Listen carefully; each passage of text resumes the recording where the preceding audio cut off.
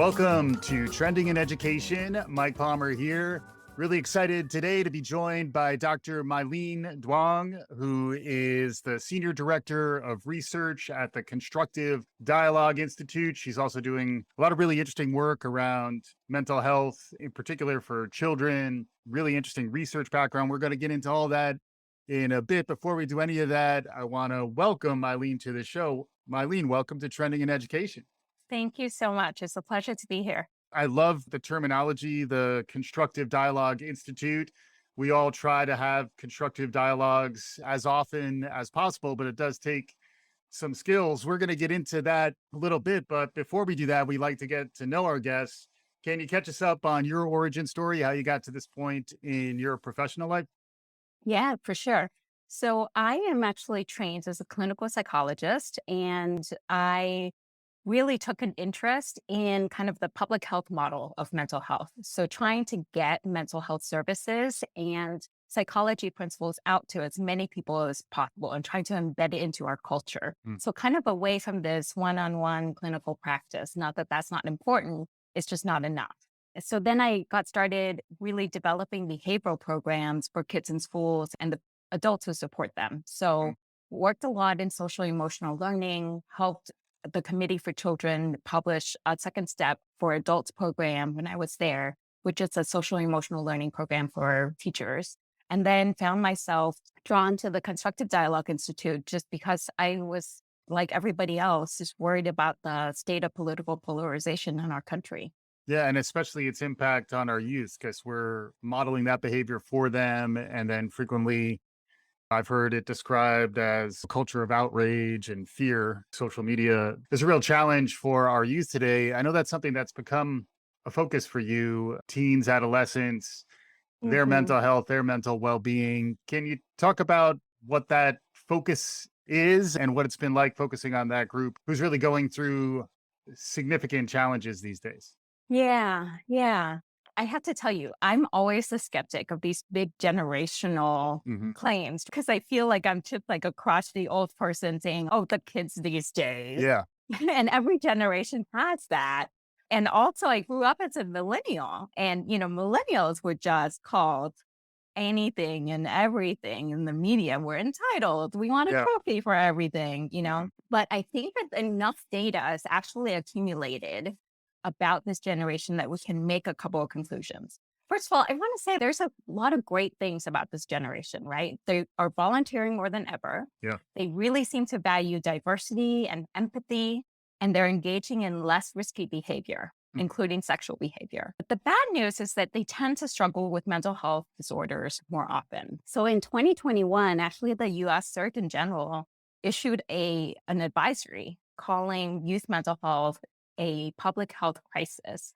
And there's also a lot of speculation now about this Generation C, so Mm. Generation COVID, Mm. and about the lasting impact of the pandemic and what that has to do with learning loss and mental health and some of the economic consequences that we're still going through right now. Yeah. But the truth is that mental health, this is not great news, mental health has actually been worsening for about a decade or Right. so.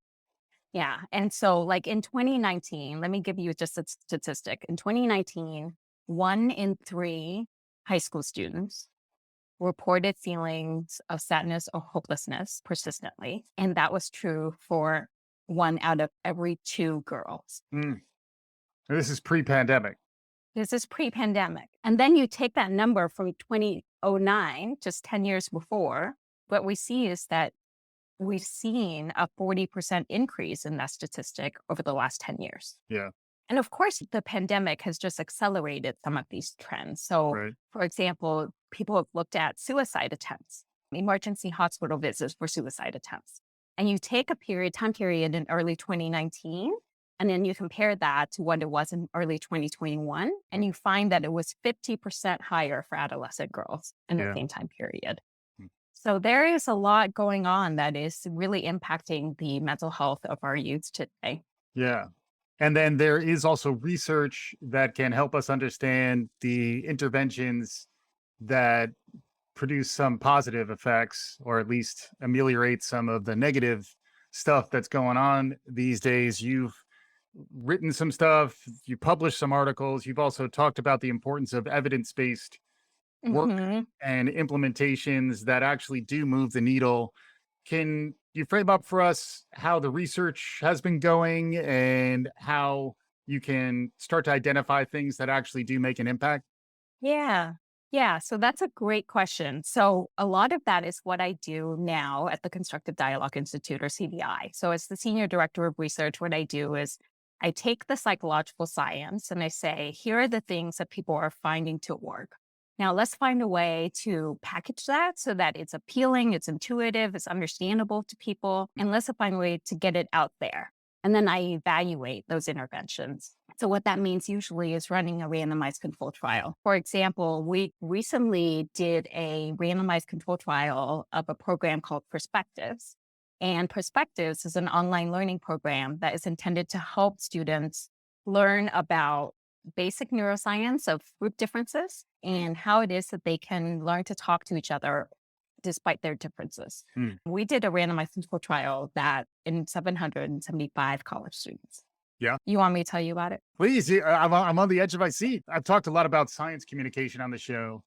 This is almost like science communication about more mental health and behavioral stuff. Yeah. Yeah. I think of it as like science translation, Yes, right? Like taking science and putting it into practice. right. And also, lots of times, I think people don't associate mental and behavioral health with harder scientific Right. outcomes. But when you Right. talk about things like suicide rates, the other thing I started reading the new book out by Gallup, The Blind Spot. I don't know if you've seen this, but it's Yeah. basically the global unhappiness epidemic. But they're talking about, I think it's deaths of despair, which is like Right. suicides, liver disease due to alcohol, and like opiate stuff. But it's like there are harder metrics. And a lot of it does wind up being more like survey based. Yeah. But even then, you got to get at how people are feeling. But anyway, yeah, please. I hear there were 775 That's college right. involved in a recent study of yours. Yeah. Yeah. So what we did is we did a randomized control trial. This is like the methodology that like pharmaceutical companies Yes. use to test drugs. And so what you do is you take a group of people and you randomly assign them to have to receive a treatment, whatever that is, and then have to no treatment or a control group. Right. And so that's what we did. We took 775 college students. We randomized half of them to take our program Perspectives. And then the other ones we just surveyed and they didn't do any kind of, they certainly didn't do our program. So what Perspectives is an online learning program. It's 8 30-minute modules. So it's actually relatively short. Yeah. The aim is really to help students work across their differences so that they can solve problems together. Yeah. So we use psychology-based principles and we teach them about things like how confirmation bias works, how it is that we've evolved to have the kind of in-group, out-group tendencies that we Yeah. have today, and then how that is actually impacting our culture at large. Like we were talking about just a culture of outrage and contempt where my group is better than your group. We draw these kind of fault lines across really every difference that we can find in our society. So we help to raise awareness about this. And then we say, well, what can we do about it? And so we've come up with this term, constructive dialogue, right? Yeah. It is just what it sounds like. So it is talking to each other over differences in a way that builds, in a way that is constructive rather than destructive, which is often what we see in society today. So anyway, all Yeah. of that is to say we had them do this program. And thank goodness we found positive effect. Yes. Yes.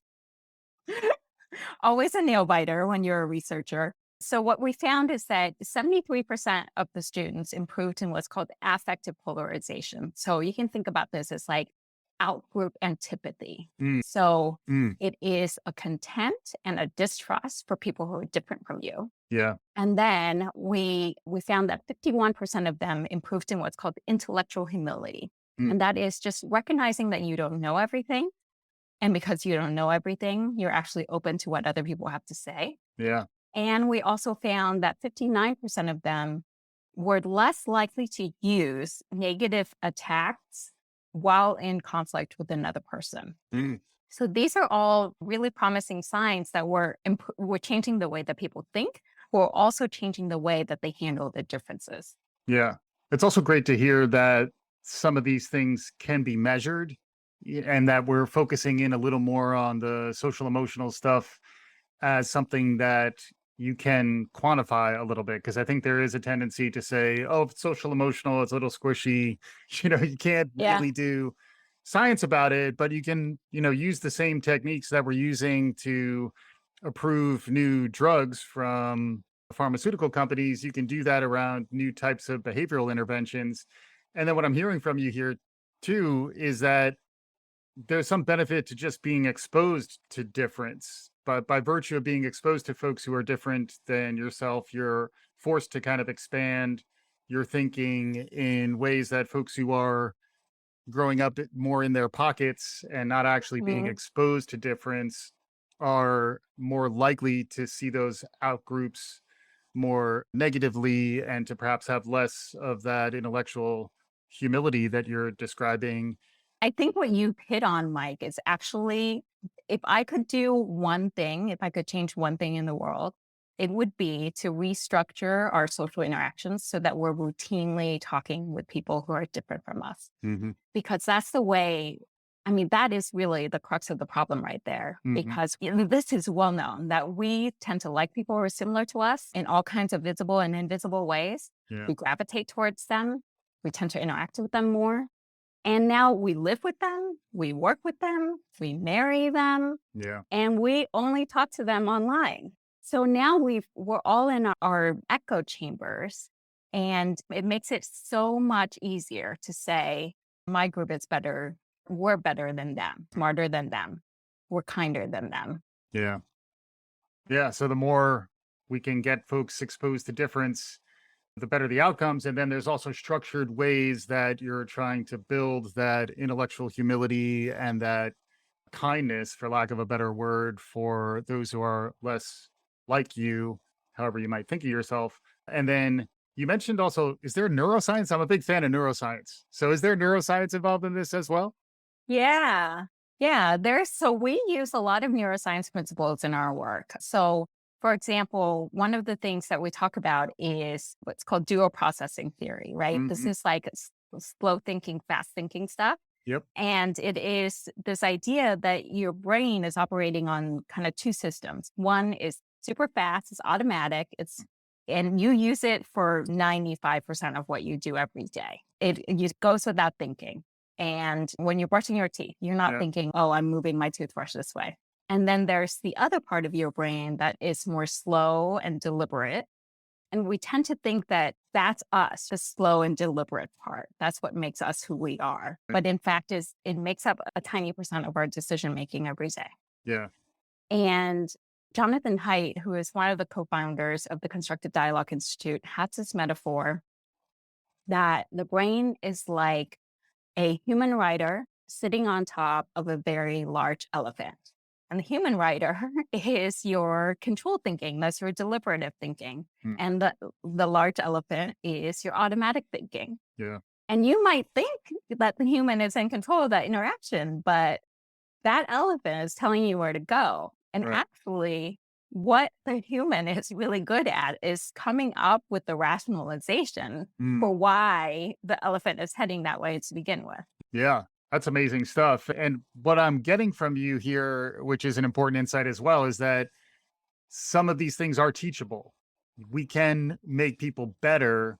Many of our listeners are teachers, they're people who care about the future of learning, educators, folks in learning and development roles, all those different things. Assuming these things are teachable, we're going to have to get better at teaching people to be better humans and to engage with others and seek out difference, be empathetic, be kind. Can you talk about the educational connection to what you do and how, in some ways, you're trying to figure out techniques that might work in classrooms to build these types of skills? Yeah, for sure. Our programming is really developed for teachers and for students, right? And the idea is that we need to prepare the next generation to be dealing with differences. And because of the political climate that we find ourselves in today, people really try to stay away from anything that is even remotely controversial. Mm. right? We hear horror stories all the time in the news media about teachers getting fired for saying something offensive or Right. people getting canceled for saying something offensive. And what we want to do is we want to give people the skills that they need to have those conversations constructively. Yeah. Because if you think about it, many of our problems require that we talk to the other people. We are living in a world where our biggest societal problems need collaboration in Mm. order to be solved. And if we don't give students the practice to do this, where else are they going to learn it? Right. So we think that these are the kind of skills that need to be systematically cultivated in schools. And is that through the regular curriculum? And there's a way in which you can layer in the SEL teaching, or does SEL require its own separate sessions? And, also there's been a Yeah. bit of a backlash against SEL, which we can get into maybe a bit afterwards. But do you have any recommendations on how you integrate social emotional learning into maybe like a K-12 education? Yeah, for sure. I mean, the short answer to your question is both and, right? You need both kind of this separate direct instruction of these skills, and it needs to be layered and embedded into the curriculum. And teachers find all kinds of creative ways to do that. I've seen people use math to teach about growth mindset, for Right. example. So that is when it's most effective. It's when it's taught explicitly and when kids are given plenty of opportunities to practice throughout their day. Yeah, and I guess also it's real world relevant. Like it actually is applied to scenarios that either are generated by the kids themselves Yeah. or have some face value around, okay, that scenario might actually happen, as opposed to, as much as I love the trolley problem, it's a little abstract, maybe you turn it into the light rail problem or the subway problem. I don't know where we go with that, but also there's been a bit of a backlash against SEL recently, which as someone who's lived this for many years and is continuing to spread the good word about what's happening. Yeah. Any thoughts on a little bit of the pushback? It's been surprising to me, but I did think it's a trend worth noting. Yeah.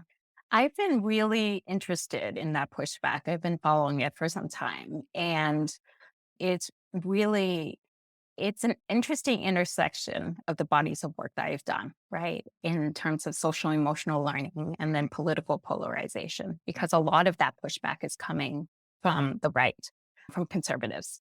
And I think what it comes down to is that it's a symptom of the lack of trust, and it reflects the fear that people have of the other side. Yeah. And a lot of that pushback is, for those listeners who aren't aware, the worry is that parents are worried, primarily it's parents that are worried that SEL is like a Trojan horse for critical race theory, that they're bringing in teachings about systemic racism and about oppression, but not calling it critical race theory, putting it into a social emotional learning curriculum. And a lot of these parents, they've probably never even looked at the SEL curriculum. And they're making a lot of assumptions about what is in it. And they're really consuming media from conflict entrepreneurs that are using this device in order to get media attention. And I think the other thing that I want to say, though, is to the educators and the program developers and the SEL advocates that are out there, it's that we have this theory of change, right, in our head that if I just explain this to our conservative parents, they'll know. They'll understand what SEL is. I'll explain what CRT is and what it is not, and they'll understand. And I think they'll get you some place with some people, Mm. but it's not going to be enough. And so I'm going to tell you the story. I have three beautiful nieces, 1, 3, and 5. And the 5-year-old is in pre-K now. So they are actually going through an SEL curriculum. I mean, they're using an SEL curriculum in their class. Happens to be one that was developed by the company that I worked for. Anyway, Yeah. so they have these parent letters that go home. And I happened to be over one day. I don't know what I was doing there, but my sister-in-law, who happens to be conservative, is reading one of these parent letters. And she says, "Oh, Ellie is learning in her class that all feelings are okay." So that means that it's okay to throw a tantrum when you don't get what you want. And it was sort of a light bulb moment for me because, on the one hand, the idea that all feelings are okay is something that is so ingrained in my training as a Yeah. clinical psychologist, right? That I don't question it anymore. And at the same time, you can see how she might have misinterpreted that all feelings are okay means all behaviors are okay. Right. And I imagine she's not the only one that misinterprets it that way. So I think it's incumbent upon us as program developers and as advocates to make sure that all voices are heard. And I think we started to do a better job of that by paying attention to the visible differences, right? Like race and gender and class and disability. Yeah. But there's also kind of differences in our worldviews. These days map onto our differences in political affiliation. Mm. And I think the point I want to make is that we have to make sure that we're considering these differences too when we're developing these programs. Yeah. Yeah. Being genuinely inclusive means including ideas and opinions that you don't necessarily agree with. And to your point, Absolutely. you might not even think that the alternative, even the science, whether science is okay or not, like at some level, you may question, why do I have to explain why science is important? But at the same time, if you can't explain it, if you can't understand why someone might be questioning it, you're losing that opportunity to reach someone. And you're also losing that opportunity to maybe expand your own understanding. And as a parent of a 3-year-old who's soon to be 4, he's also in pre-K. The SEL curriculum was amazing for me as a parent. And I would say that there are some of us out there who are really embracing it. And when a kid is 3 or 4 years old, I want to know whether he's sharing. I don't really care where he is on a literacy scale because Mm, it's not even on that scale yet. But part of why he's in 3K was just to begin to socialize him, to have him engage with others, especially in light of the pandemic. It's been yeah. hard to kind of do that. Any thoughts on the skills that are needed for educators? Because it does seem like the constructive dialogue and some of the emerging SEL skills and competencies are perhaps different than the way we've thought about the core competencies that are needed for teachers. At least in the past, there was more of a sense of mastery of subject Yeah. matter and the ability to lecture from the front of the room. That does seem to be evolving. As an expert, I'd love to hear a little more of your perspective on this.